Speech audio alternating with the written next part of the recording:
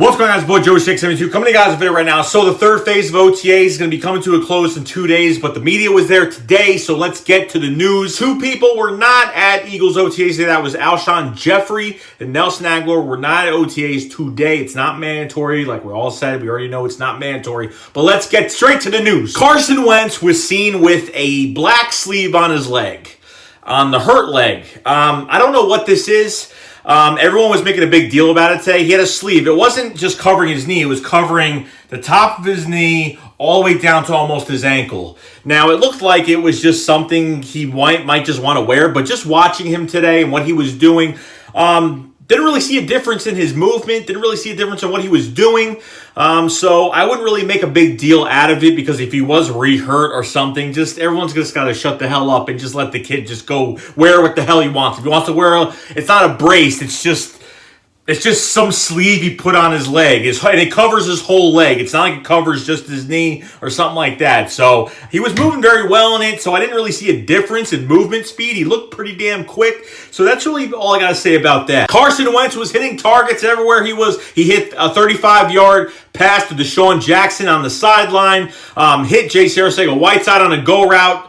And, Markin Michelle, another receiver that we picked up late last year, hitting him a lot of times. Dallas Goedert had a really big day today. So he's hitting a lot of guys. And from some reporters that were at OTAs, saying that 95% of his passes to Deshaun Jackson are mostly completed. So you know that Carson Wentz and Deshaun Jackson are like this on the football field and can't wait to translate that to game day. Doug Peterson mentioned that Mack, Hollins was going to be a full go at mandatory minicamp, which is, I think, the 9th or the 10th of June, something like that. I think next week.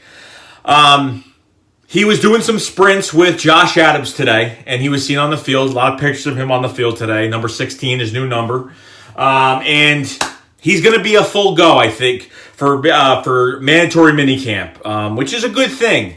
I want to see Mack Hollins get to where he should be. And hopefully, I know that Doug already mentioned today that he's still dealing with his groin injury a little bit. So he says he's going to be a full go. They're going to give him a shot to be a full go at mandatory minicamp next week. Hopefully he's better by then and, get the monkey off his back and try to just get into this offense and really show what he's all about. Because I was very excited about the kid after his first year with the Philadelphia Eagles. And every time he was going in games, he was giving it his all. He was giving it everything that he got. So everything that he had. So I'm very happy to see Mack Hollins back on the field. Sidney Jones and Russell Douglas started outside corners today. Avante Maddox started on the inside. And Ronnie McLeod had started actually at safety. He didn't get the practice. Seems like his recovery from his torn ACL is actually doing a lot better now. So that's a really good thing. So happy with that. Joe Douglas was seen at Eagles OTAs. I don't know what this means. He still technically has a job with the Eagles right now.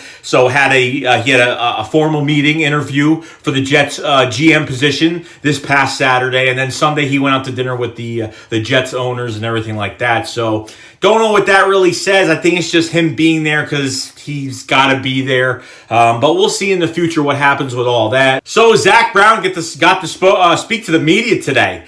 And the Eagles acquired him after, the Redskins tried to trade him, and then they let him go, and then he was really trying to find a team. And the funny thing is that Zac Brown was getting, during free agency, was getting phone calls. As soon as he heard that the Eagles were calling, he told his agent to stop taking calls from other teams. He's like, that's the team I want to play for. And you could tell that he knows this is a winning organization. He knows that he knows the players on this team very well, of course, for the division rival. And when he got to this locker room, he said there's no cliques, there's no little groups here and there. He said that this whole team, he said that everyone sticks together. He said everyone's so friendly. Everybody wants to win. Everybody has the same mindset. So it was really nice to hear that from Zac Brown, and it's really nice to hear that in general because I'm not saying I never believed that the locker room is like that, but it's really nice to hear from player after player. Even if they're only here for a year and they go somewhere, it's really nice to hear that. Doug Peterson at his press conference today talked about how Nelson Agholor has had a tremendous offseason. Carson Wentz has been hitting him on every pass, and has showed how much of a hard worker he is on the field. And, Nelson Agholor with the contract and everything like that, Nelson's not bothered by any of that. He just wants to play, and that's really it with Nelson Agholor. Asked a question about Malcolm Jenkins. Doug Peterson expects Malcolm Jenkins to be at mandatory minicamp because it's mandatory. That's how he expects him to be there. Now, he has not talked to Malcolm Jenkins whatsoever, no contact, no nothing, so he expects Malcolm Jenkins to be there next week. We will all get the answers we need. Is Malcolm Jenkins looking for a new contract? Okay, because most players in the NFL right now are on Instagram Live. Like Darius Slay from the Lions, he already was on Instagram Live saying, "I'm seeking a new contract. I'm not showing up next week." Malcolm Jenkins hadn't said a word, so we'll find out what happens next week with Malcolm Jenkins. Myles Sanders is another guy. Myles Sanders. Doug Pearson is being cautious. He wasn't even at practice. I don't think he was practicing today at all. And he has a lower body injury. I think we said the pulled hamstring or whatever it was. Whatever the hell it was. And going to keep him out. Going to be cautious. Not going to go crazy. He said still early. There's no point to go crazy with Myles Sanders right now. But they're very excited to have for next month when he can return.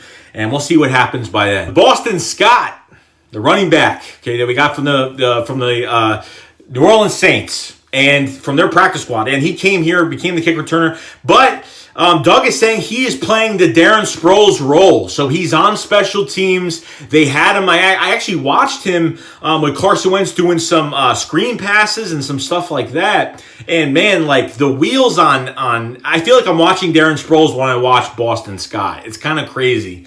Seeing him catch out of the backfield. He's got that big lower body. He's got the light top up. He actually doesn't really have a light upper body. He's just small. He's smaller up here, and he's bigger, in the legs. He's just got a big lower body. So I felt like I was watching Darren Sproles, seeing him catch passes out of the backfield. So it's really exciting. I'm a big fan of Boston Scott. I'm a huge fan, so I'm very excited to see him out there. And, this could be a guy, like if a running back gets hurt this year, Boston Scott could be dressing for being a backup running back in this whole, in this lineup. So you really, he's going to make the team. Of course he's going to make the team, but I think if they really need him to be a running back and they need him in the lineup for some reason because of a minor injury somebody has or whatever, he can come in and do that job. Doug Peterson talked about Avante Maddox and Rasul Douglas taking on their roles as outside corners today, saying that they've had a brilliant offseason, that they've been deflecting passes, they've been breaking up passes, they've been pretty much being very disruptive, covering receivers and doing some good things. So I know Avante Maddox has had beaten a few times. I mean, it's going to happen. I mean, especially got Deshaun Jackson in this offense. It's going to happen. But Rasul Douglas is fighting, is doing really well. Avante Maddox is doing very, very well. He says Sidney Jones hasn't been doing bad at all either. So I'm really happy to see Rasul Douglas has stepped up. Avante Maddox in his second year has stepped up. So that's a very good thing. Talked about J.J. Arcega-Whiteside, talking about how much deceiving speed that J.J. Arcega-Whiteside has. And what he means by deceiving speed pretty much means that people are going to look at him seeing that he's a big guy, thinking that he's just slow and he's just got big, he's got good hands. But Doug has mentioned today that J.J. Arcega-Whiteside is finding very good separation. So that's, as soon as I hear separation from our head coach, I'm already sold that he's going to be a very good player. I was already sold beforehand, but now I'm even more sold than I was before. Greg Ward Jr., that we picked up after he was a wide receiver for the AAF before they went downhill. Before that, I forgot what roster he was on. I don't know if he was with us or another team before, but he's been on this team a few times, and I've always liked him as a receiver. I've loved watching him. I've been to the opening day camps, watching Greg Ward Jr. do his thing. He plays outside receiver, inside receiver. He was a quarterback back in college. I forgot what college it was. But he was in most with Alshon Jeffrey, Nelson Agholor not here today. He was pretty much in doing a lot. He had got a lot of reps today, so I'm very happy with Greg Ward as well coming in here. I honestly think he could make a roster spot. I really think he can. I think he knows the system a lot better than a lot of players are starting to kind of learn now. He's been in the system for a long time. He's been on and off this team like crazy. So we'll see down the road what happens. But Greg Ward has a very good work ethic, and I'm very excited about that. So the Eagles have been sliding Ertz by himself out as an outside receiver by himself, getting isolation from the rest of the guys one-on-one with a cornerback. And if you remember from McCourty in the Super Bowl in 2017 when he got that touchdown pass, very good route running. They've been putting him on the outside by himself and putting Dallas Goedert in, I don't know if he's in the slot or where they, I don't know. I'm guessing in the tight end. I guess he's got him in the tight end position.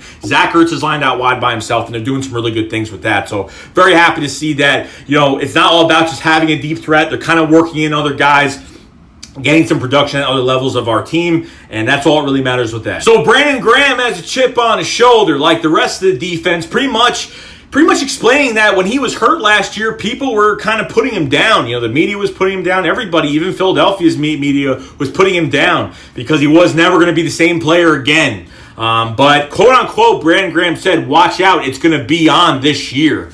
Okay, so Brandon Graham has something to prove. He got a big deal from the Eagles, which none of us expected, and it's crazy because I didn't. Did you expect? Because I didn't really expect it. But hey, I'm very glad that Brandon Graham, because honestly, we would have lost Brandon Graham and we would have signed another DN because most of them were franchise tags, so you never really know. But he's going to prove his worth this year. And trying to get double-digit sacks would be pretty nice. But, as long as he's disruptive in the backfield, it's all that matters to me. Now, my favorite thing that happened today was Jordan Howard, okay? Jordan Howard at his press conference today pretty much said, the Eagles are using me in different ways. The Bears were very one-dimensional with me. He pretty much said they have me in the passing game now, and they're using me to where I really feel comfortable. And the Eagles have him in the passing game. Just see it. Like, you have the two guards pull around, and you pretty much have Jordan Howard getting a pass out of the backfield. As long as he gets his speed going, he can literally jump through people, and as soon as he breaks off of the line that's blocking for him, runs into some guys, uses physicality, get those extra yards with that bruiser body he has, just like LeGarrette Blount used to do with us, but we didn't really run screen passes with Blount. But with Jordan Howard, the Eagles are using him not just as a run-up-the-middle type guy. They are putting him in the passing game, not just for screen passes, but they're putting him in he can go for wheel routes. He can go wherever. Dump off passes wherever you want him. He's going to be in the passing game. Jordan Howard is so excited about it. So it's a really good thing. I'm glad the Eagles are just not using him in one way, even though, you have, Myles Sanders, you have a bunch of guys, but if you need that bruiser mentality, if you're facing a pretty good defense, but Jordan Howard could break tackles and do some good things when you're at 3rd and 5, something like that, you have a very good chance. So that's all I got to say about Jordan Howard. That was probably the most exciting thing I heard about today, that they're using him more than just running him up the middle. That's really it, guys. That's all I really have today. So there's 2 more days of OTAs, and then that's it. We wait till late next week for mandatory mini camp, which I will be covering. This is just some of the news. I worked all day today. I got to go back in a few hours. I work like crazy, so I try to get out as much as I can to you guys.